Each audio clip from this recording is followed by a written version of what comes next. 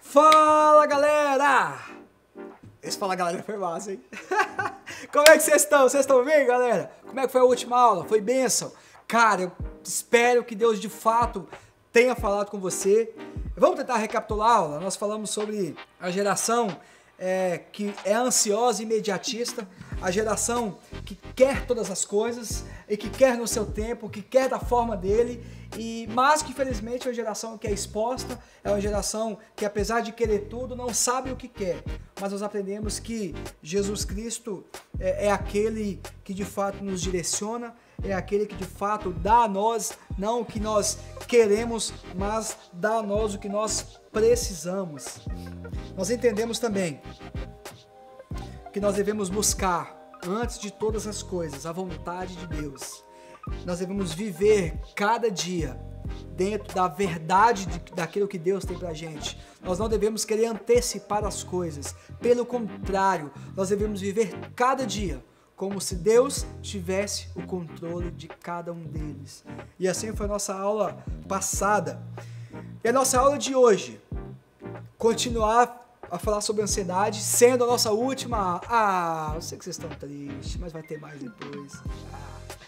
A nossa última aula, o nosso último tema é a geração ansiosa que deixa Deus de lado. A geração ansiosa que deixa Deus de lado. Para isso, eu queria definir de novo com vocês o que diz os dicionários sobre o que é ansiedade e o que a Bíblia diz sobre o que é ansiedade. Cara, perceba a diferença. Os dicionários dizem que ansiedade é um estado de sofrer antecipadamente e às vezes de forma desnecessária. Beleza? Viagem na maionese, o que a Bíblia diz? A Bíblia diz que a ansiedade é um estado emocional de estrangulamento, como se fosse um aperto de pescoço, como se fosse tirar o oxigênio. Cara, perceba a diferença? Perceba que a Bíblia ela consegue ser mais profunda, mais enfática. A Bíblia ela mostra a verdade do que é a ansiedade, do poder que a ansiedade de fato tem. E para isso também, nós vamos ler Mateus, capítulo 6, versículo 25 ao 34. Nós lemos esse texto na aula passada e esse texto é interessantíssimo, porque Jesus está ensinando aos discípulos e a outra multidão falar sobre ansiedade, falar sobre como descansar de verdade. Vamos lá? Eu vou ler para vocês na versão NTLH de novo e diz assim, Mateus 6, 25. Por isso eu digo a vocês, não se preocupem com a comida ou com a bebida, nem com a roupa que vai vestir. Afinal, será que a vida não é mais importante que a comida? E será que o corpo não é mais importante do que as roupas?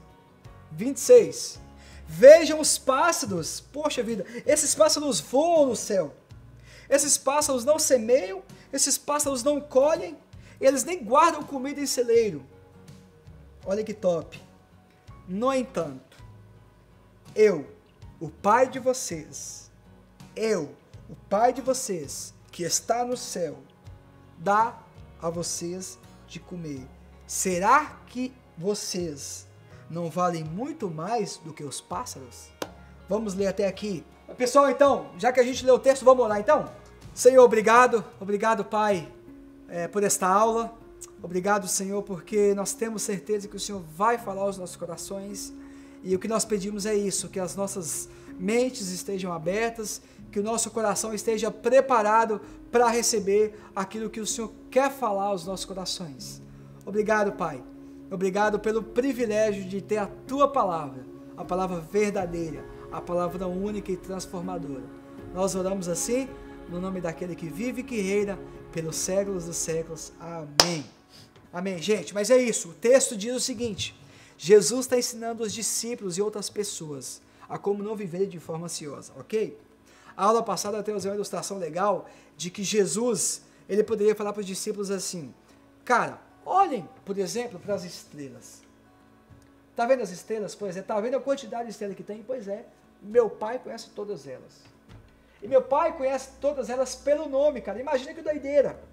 Imagine Jesus falando assim, cara, pois você tá vendo a lua, o sol? Cara, tá vendo como é que a lua, o sol fica parada no universo? Quais forças são usadas para que os planetas fiquem parados? Perceba que Deus tinha vários exemplos extraordinários para dar, mas Jesus pega e fala assim, não, cara, fala o seguinte, olha para os pássaros, cara. Não, fala o seguinte, cara, olha para as flores também. Essas flores, elas não se preocupem em como elas vão estar amanhã, porque elas sabem que o Pai, o Criador delas, vai fazer com que elas se vistam amanhã. Olha, por exemplo, para os pássaros, cara. Os pássaros não ficam pegando comida e juntando no depósito, porque os pássaros têm a convicção de que o Pai vai sustentá-los. Desta forma, nós temos a plena convicção de que o nosso Pai é o Pai que nos sustenta, é o Pai que tem o controle sobre todas as coisas. Então, o nosso tema é geração ansiosa que deixa Deus de lado. Em algum momento, diante dessas dificuldades que a gente tem passado, em algum momento, diante desta crise que a gente tem vivido, seja sincero consigo, você questionou onde Deus estava? Você chegou a se perguntar aonde Deus está em meio à pandemia, em meio às dificuldades? Em algum momento, você chegou a questionar a Deus? Deixa eu te falar uma coisa. Tudo bem em você perguntar onde Deus está. Tudo bem se você chegou em algum momento até mesmo questionar a Deus. Porque Deus conhece a nossa debilidade. Deus conhece a nossa dificuldade. Deus sabe que a nossa fé é fraca. Mas deixa eu te falar uma coisa. Eu espero no seu coração. Eu espero que o seu coração não tenha desacreditado.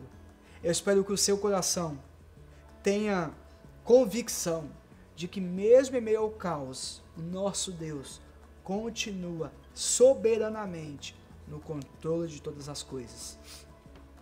Ok, gente? Essa fase que vocês vivem é a fase de descobertas. E a fase de descobertas é interessante, que é a fase que faz com que você comece a descobrir coisas novas. Cara, pode ser uma fase boa, pode ser uma fase legal, que você começa a entender, que você começa a perceber, que você começa a aprender, mas em contrapartida pode ser uma fase perigosa. A fase de descobertas é uma fase que pode te levar para caminhos difíceis e muitas vezes um caminho sem volta. O fato de você descobrir as coisas novas pode te levar a experimentar coisas que podem destruir a sua vida. A ansiedade faz de nós uma geração que esquece de Deus e o deixa de lado. Lembra que em uma das nossas aulas, a gente falando sobre ansiedade, a gente falou sobre prioridades. Uma coisa é você priorizar alguma coisa em detrimento de outras. Por exemplo, você talvez priorize os estudos em detrimento de Deus. Talvez você priorize as suas séries em detrimento de Deus. Talvez em vários momentos da vida você deixa Deus em segundo plano. Mas deixa eu te falar uma coisa. Existem nessa geração de adolescentes ansiosos pessoas que deixam Deus de lado. A pergunta é, você é esse tipo de pessoa? Você chegou a viver isso? Você tem se aproximado de Deus em meio ao caos? Ou você tem deixado Deus de escanteio? Qual tem sido a sua reação? Seja sincero. Se você pudesse abrir o seu coração e desabafar para mim agora, o que você me diria? Você tem deixado Deus de lado? Ou Deus tem sido prioridade na sua vida? Para isso eu queria que a gente olhasse para o texto e que você percebesse algo e que você respondesse com toda a sinceridade do mundo. Quem é Deus para você? Acompanha comigo lá. Acompanha comigo lá. O versículo 30 de Mateus 6. É Deus quem veste a erva do campo, que hoje dá flor e amanhã desaparece. Então é claro que Ele vestirá também vocês, quem tem pequena fé. Quem é Deus para você? Quem é na sua simplicidade, na sua pequenez, quando você tenta descobrir quem é Deus, quem você tem pensado que Deus é? Deus tem sido, por exemplo, um objeto? Ah, Lucas, como assim? Cara, Deus tem sido objeto que você tem procurado em alguns momentos? Ou talvez Deus tenha sido aquele cachorrinho que você brinca, aí depois você bate o pé, ele sai correndo, mas é quando você precisa dele, você quer brincar com ele de novo, você chama, ele vem? Cara, quem tem sido Deus para você? Como você tem pensado em Deus? Como você imagina ser Deus? Por exemplo, você imagina que Deus seja um velho, barbudo, com um tridente, sentado no trono? Deus tem sido esse Deus para você? Ou Deus tem sido aquele que de fato é o Criador de todas as coisas? Ou Deus tem sido aquele que de fato tem colocado as coisas debaixo da tua vontade? Cara, quem é Deus para você? Quando você para pensar e raciocinar quem é Deus, quem você tem imaginado que Deus seja? Por que é importante a gente se perguntar isso? Por que é interessante você ter convicção de quem é Deus? Porque quando você olha para o Pai, quando você olha para Deus e você enxerga alguém comum, quando você olha para Deus e você não consegue enxergar o extraordinário na essência do Pai, você ainda não conhece o Deus verdadeiro. Quando você olha para Deus, você deve enxergar duas coisas. A primeira coisa, você deve enxergar o quão pecador você é. Eu devo enxergar o quão pecador eu sou. A segunda coisa, quando você olha para Deus, você deve enxergar o quão grande Ele é. Você deve enxergar o quão perfeito Ele é. Você deve olhar para dentro de si e deve reconhecer que você é um pecador. Você deve olhar para dentro de si e deve reconhecer que você depende do Deus.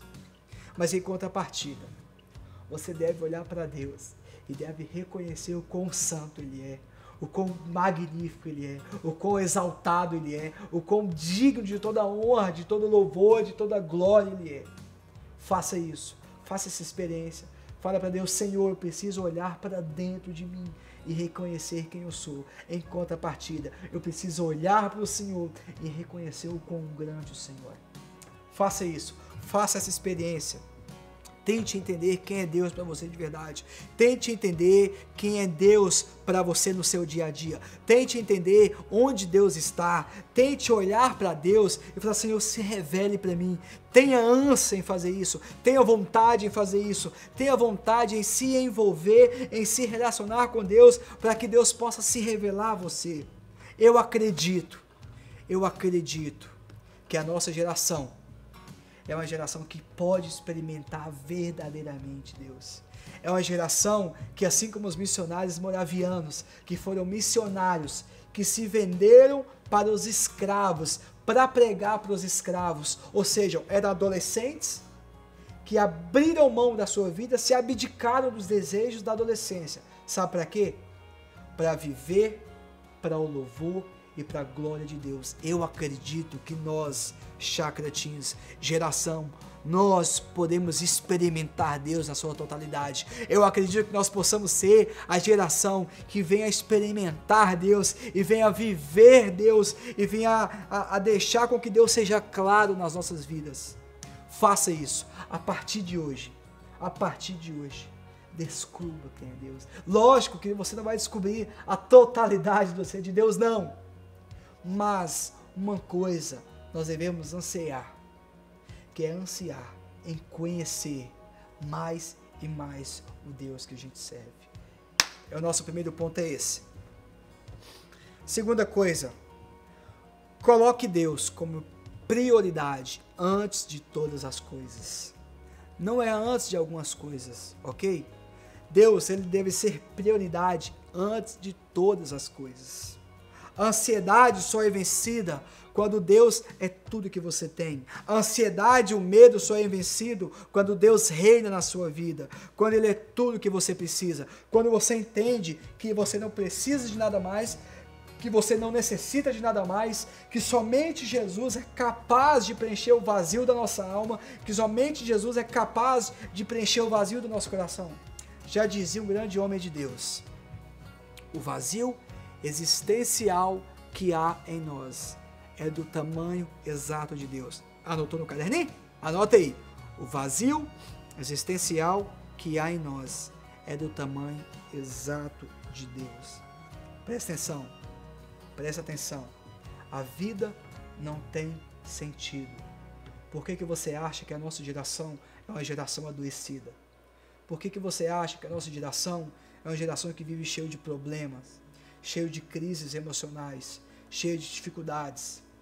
Por que essa geração é uma geração que tem buscado consolo e conforto em drogas, em bebidas, em festas, em qualquer outras coisas, mas não consegue buscar ser preenchido verdadeiramente com aquilo que de fato preenche? Por que a nossa geração é uma geração abandonada? Por que a nossa geração é uma geração que não tem controle sobre si? Porque essa geração, ela precisa se voltar para o Criador, ela precisa buscar em Deus, em Jesus Cristo, o vazio para a sua alma, a direção para as suas vidas, o sentido da vida. Deixa eu te falar uma coisa, não há sentido de vida fora de Jesus Cristo, em ninguém mais, em pessoas, em lugar nenhum, somente em Jesus Cristo. E a missão da semana é: decida hoje, agora, nesse exato momento, decida, queira decidir quem é Deus para você, ok? Segunda coisa, decida hoje qual o papel de Jesus Cristo na sua vida. Quem é Jesus Cristo para você? Se Jesus Cristo é alguém que você recorre em alguns momentos, se Jesus Cristo é alguém que você procura quando está com dificuldades, se Jesus Cristo é alguém que você em alguns momentos da vida recorre, ou se Ele é o ar que você respira, ou se Ele é o seu oxigênio, ou se Ele é o seu Deus, ou se Ele é o caminho verdadeiro, ou se Ele é a paz que você precisa, ou se Ele é a paz que você necessita, ou se Ele é o único caminho, se Ele é a única verdade, se Ele é a única vida pelo qual você tem buscado direção, pelo qual você tem buscado a cura para a sua alma, pelo qual você tem buscado a paz verdadeira. Presta atenção, você não vai encontrar em nada, em ninguém, a cura para a sua alma, a cura para a sua ansiedade, a cura para o seu medo, a não ser em Jesus Cristo, a não ser no Filho de Deus e Deus, somente Ele. Essa é a nossa última aula. Eu quero com muito amor que você guarde isso no seu coração. Somente Ele é capaz de trazer cura para a sua alma. E eu tenho certeza absoluta que se você começar a colocar em prática aquilo que Deus falou no seu coração, você vai começar a experimentar, você vai começar a viver, você vai ver as coisas acontecer, você vai começar a perceber que quando Jesus preenche o vazio da sua alma, que quando Jesus é tudo que você tem, você vai perceber que a ansiedade, o medo, a dor não vai mais te abraçar.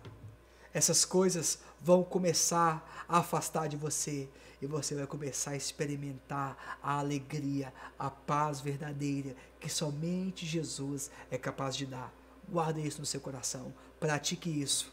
Guarda de verdade. Eu quero olhar nos seus olhos. Eu não quero enxergar mais medo. Eu quero olhar nos seus olhos, adolescente. Eu não quero enxergar preocupação, medo, terror, sufoco. Eu quero olhar nos seus olhos. Eu quero enxergar Jesus. Eu acredito nessa geração. Eu acredito que vocês podem experimentar Jesus de uma forma como nunca antes.